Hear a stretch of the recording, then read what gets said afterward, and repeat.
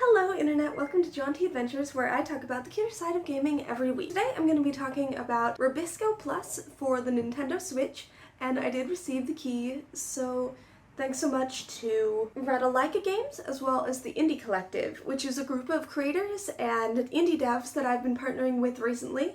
The link is in the description. They're really awesome. It's a great team of creators, a great group of indie developers, and you should totally check them out. I've been moving all month. I've been moving in with my partner. I've been dealing with my landlord and fees and just moving all month, though it's left me feeling kind of uncomfortable in my filming space right now and a little bit just unsettled and distracted in general. It's been a really off month for me, so if I seem kind of uncomfortable throughout this video, I beg you to bear with it.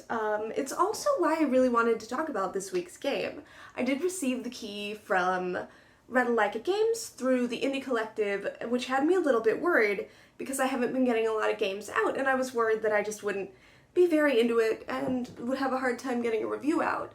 However, I ended up just absolutely adoring this game. It was just what I needed. The second I kind of picked it up and was like, well, let me at least see what it's about, I was kind of sucked in. I had it in portable mode, I was cozied up on the couch, and it was just like the perfect break of a game. This game has the aesthetic of a handwritten note from a friend trying to cheer you up. It starts off really simple and really easy and kind of eases you into becoming a very frustrating game on kind of the same idea as like a Celeste or a Super Meat Boy, though never really as challenging, or at least not as challenging in the same way. Slow incline of difficulty is actually really great because it allows you to kind of get used to the mechanic, get eased into the game, be charmed by the art style before it starts asking you to really buckle down and conquer some of the more difficult challenges.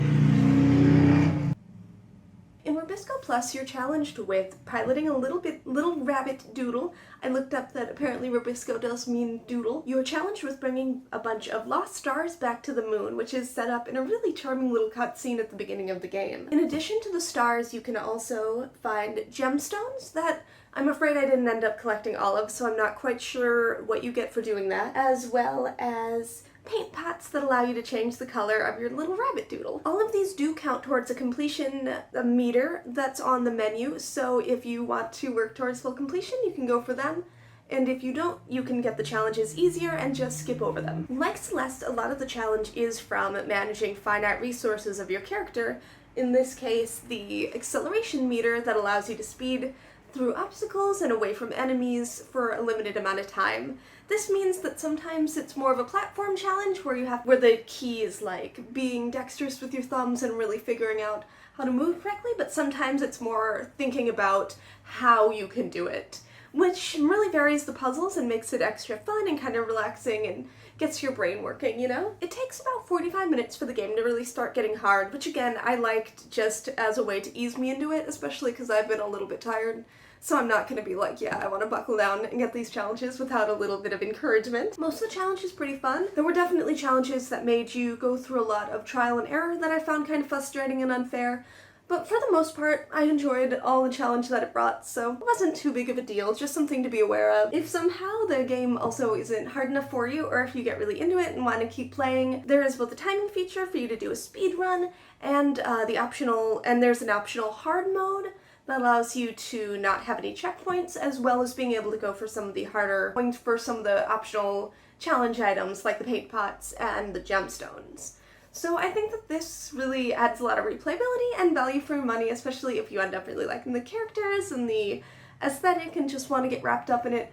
There's a lot that can keep you coming back and really keeps you playing and motivated if you feel like it. But if you just want to do a pretty simple playthrough, it's not too long of a game, and I think you'll enjoy that too. So if you too are just looking for a simple, sweet, challenging game with a really, really cute art direction to take your mind off things during this weird trend period that I think is transitional for a lot of us, then you really could not do better than Rabisco Plus, which is now on Nintendo Switch, as well as a couple other systems. I know it's on Steam, so pick it up wherever you like playing games, and let me know in the comments if you are going to be undertaking any of the challenge modes, because I'm serious.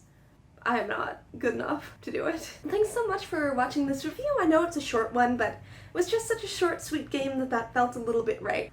If you want to hear more from me, feel free to hit like and subscribe, as well as checking out the box below to find my social media links. I've been active on Twitter, and I recently started a Substack all about my adventures in gaming that don't make it onto YouTube, as well as some other kind of informal stuff that I feel like throwing in. So thanks for watching. I will see you in the next video. Bye!